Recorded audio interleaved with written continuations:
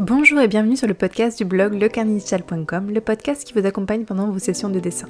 Je suis Sandre, votre hôte, et j'enseigne le dessin en ligne à quiconque est prêt à oublier tout ce qu'il sait sur cet art, et ce, même si vous pensez n'avoir aucun talent. Le podcast est disponible sur toutes les plateformes, alors pensez à vous abonner pour recevoir des astuces et conseils de professionnels, comprendre leur psychologie et progresser en dessin autrement. Aujourd'hui, j'aimerais vous parler de pourquoi vous devriez suivre votre cycle d'inspiration. Je m'en suis rendu compte parce que je viens juste de rentrer de Thaïlande. Donc là, je suis actuellement en France, dans la maison de famille, dans la maison d'enfance. Et j'ai aménagé une des pièces pour en faire mon atelier. Alors en vérité, je compte pas rester ici. J'ai juste décidé d'aménager cette pièce parce que j'ai quand même beaucoup d'affaires qui sont liées au dessin et que je n'utilise pas vraiment quand je suis en voyage. Mais j'ai envie d'avoir un pied-à-terre pour pouvoir créer du contenu, pour pouvoir vous faire ces vidéos, pouvoir faire ces podcasts, etc. Et je vais peut-être faire, je sais pas, 6 mois en France, 6 mois à l'étranger, je sais pas encore, mais je sens en moi que j'ai besoin d'avoir un petit cocon avec tout ce qu'il faut pour pouvoir créer. Et juste parce que justement j'ai cet espace qui est adapté pour la création. Donc si vous avez la vidéo actuellement, vous pouvez voir en fait en arrière-fond mon décor. Donc vous avez tout ce qui est peinture, vous avez tous les tableaux, etc. Et du coup c'est beaucoup plus facile pour moi de me mettre à dessiner. Alors ce qui est rigolo, c'est que j'ai commencé à dessiner en digital et pas en traditionnel, alors que pourtant j'ai accès à pas mal de matériel. Je pense qu'en fait c'est tout simplement parce que je manipule tellement de matériel dans la journée à essayer de tout aménager, de trier, etc. Je ressors des vieilles peintures de 10 ans, des peintures, le tube de peinture, du coup qui sont très secs et donc je dois trier tout ça. Et du coup je pense que d'une certaine manière j'ai pas envie de peindre en traditionnel, j'ai plus envie de peindre en digital. Mais je pense que voilà, en tant qu'humain on a tendance à toujours vouloir être performant, être productif de manière égale, alors qu'en fait, en vérité, surtout quand on est une femme, on est quand même bien au fait de nos cycles, cycle de création, cycle de destruction on va dire, et ça me semble important de les suivre et plutôt que de vous imposer quelque chose, de vous imposer de travailler constamment de la même manière, peut-être que vous pouvez justement vous adapter. Je pense notamment par exemple au dessin de croquis. J'ai tendance à dessiner beaucoup en extérieur parce que j'apprécie le fait d'être en extérieur, d'être dans la nature. Je suis quand même quelqu'un, pour ceux qui me connaissent depuis longtemps, je suis une bonne grosse geek, je joue pas mal aux jeux vidéo, je suis devant l'ordi assez souvent, mais en fait je me rends compte que de plus en plus, je pense qu'après le Covid justement, on a tous un peu envie d'être dans la nature, d'aller se promener, de faire des randonnées. Et la peinture nous permet ça en fait. La peinture nous permet d'aller dessiner en extérieur, de faire des carnets de croquis, des carnets de voyage, etc. Et peut-être que si vous avez cette envie de voyage, cette envie d'explorer, cette envie de vous promener, vous pouvez emmener un carnet de croquis avec vous. Et du coup, votre pratique du dessin, elle se fera en extérieur et pas en intérieur. Et peut-être qu'à l'inverse, en hiver peut-être, vous êtes plus dans une optique de coucouner sous la couette avec un petit chat et un plaid. Et peut-être que dans ce cas-là, un iPad ou quelque chose d'un petit peu plus portatif mais cosy qui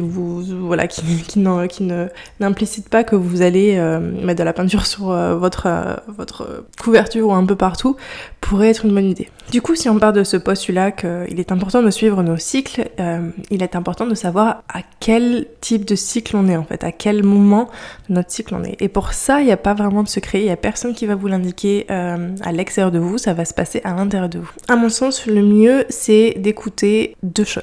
La première, c'est d'écouter vos pensées.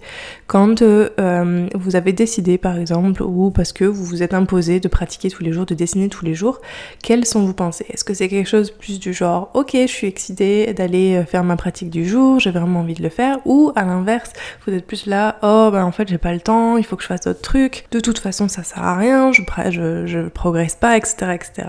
Facile de dire du coup si votre activité, l'activité que vous avez décidé de faire, donc par exemple dessiner en extérieur, si vos pensées sont plutôt négatives et que vous cherchez des excuses d'une certaine manière pour ne pas le faire, pour ne pas sortir, pour ne pas y aller, peut-être que du coup vous êtes dans un cycle où c'est peut-être pas le moment d'aller dessiner en extérieur. Et ça peut être même le cas si c'est par exemple l'été, etc. Donc ça serait le premier point, écouter vos pensées. Et le deuxième point, c'est d'écouter votre corps. Alors c'est un petit peu plus compliqué, surtout qu'on a tendance à, dans notre société, à être vraiment déconnecté de notre corps. Donc ça dépend vraiment des gens. Mais ça peut peut-être vous aider de l'écouter.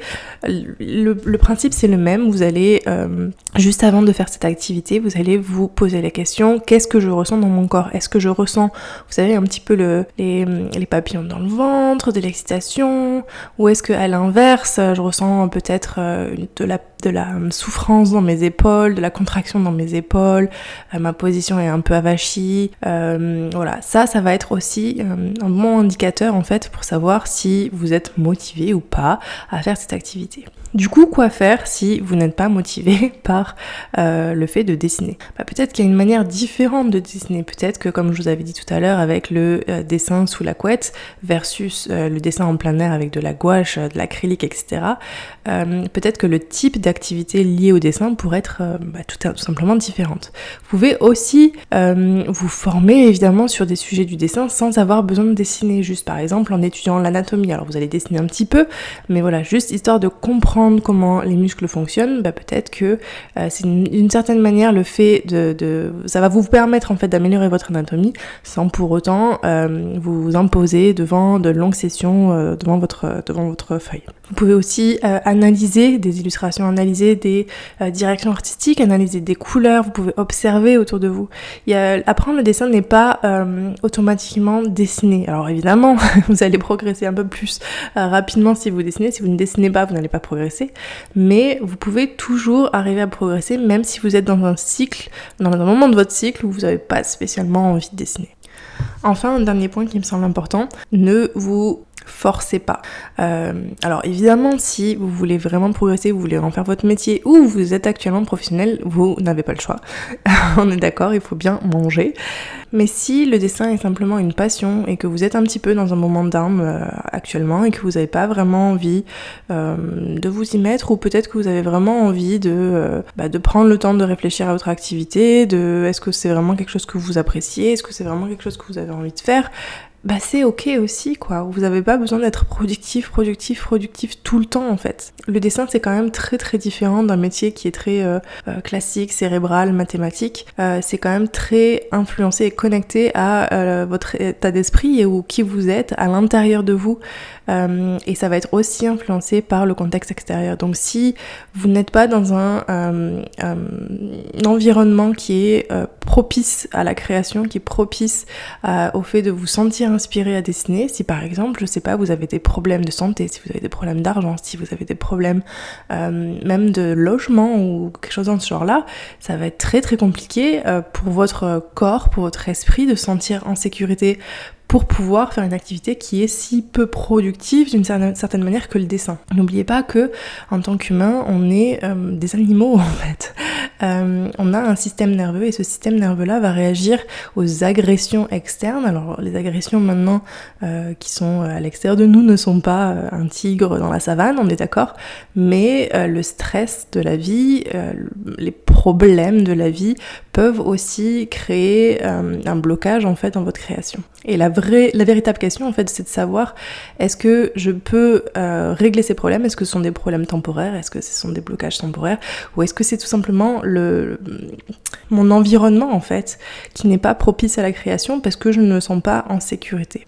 Un très bon exemple pour cette idée de sécurité, j'ai beaucoup d'entre vous qui me disaient, oh là là, vous me partagez en fait en DM sur Instagram que depuis l'arrivée des IA, vous vous sentez pas vraiment inspiré à l'idée de dessiner, notamment pour ceux qui veulent devenir professionnels, parce que à quoi bon devenir professionnel si un ordinateur peut vous remplacer. Et je comprends le fait de pas se sentir assez en sécurité, qui fait en fait que pourquoi est-ce que vous avez aussi besoin de vous sentir en sécurité dans votre métier. Si vous décidez d'en faire votre métier, vous avez aussi besoin de gagner de l'argent pour pouvoir avoir un toit sur la tête, manger convenablement et pas juste manger des pâtes, manger convenablement. Vous êtes un être humain, vous avez le droit d'accéder à ce genre de denrées et donc vous avez le droit aussi de ne pas vous sentir en sécurité pour ça.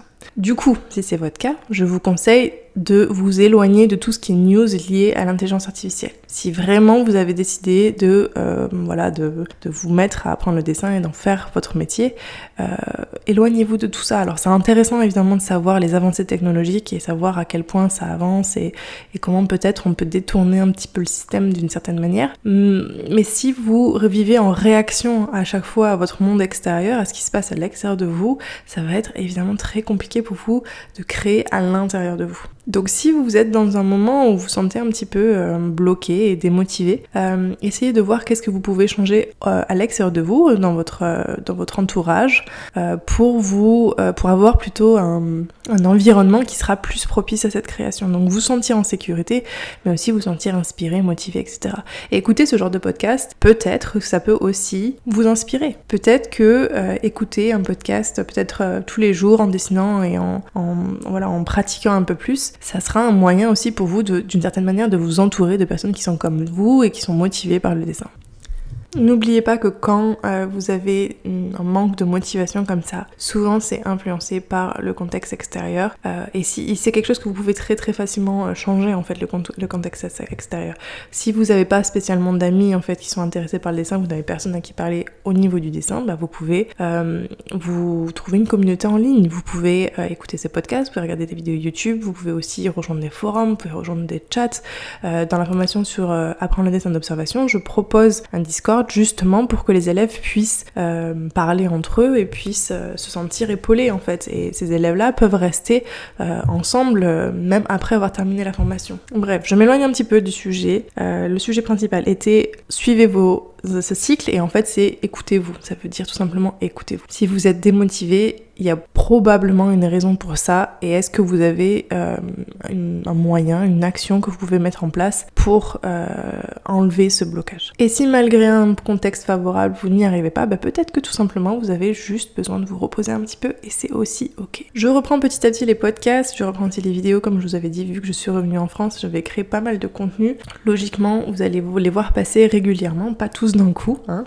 J'essaye de pas vous gaver de contenu. J'ai enregistré ce podcast avec une vidéo, donc potentiellement vous aurez aussi accès à une version vidéo sur YouTube si vous y trouvez un intérêt. Sinon, comme d'habitude, tout sera disponible sur Apple Podcasts, Google, etc., comme d'habitude. Si vous avez vraiment apprécié un moment en particulier de ce podcast, n'hésitez pas à me le dire en me donnant, vous savez, le moment, les minutes, quoi. On va essayer de se fixer sur un podcast toutes les 2 semaines peut-être, ça serait top. Donc potentiellement, je vous retrouve dans 2 semaines.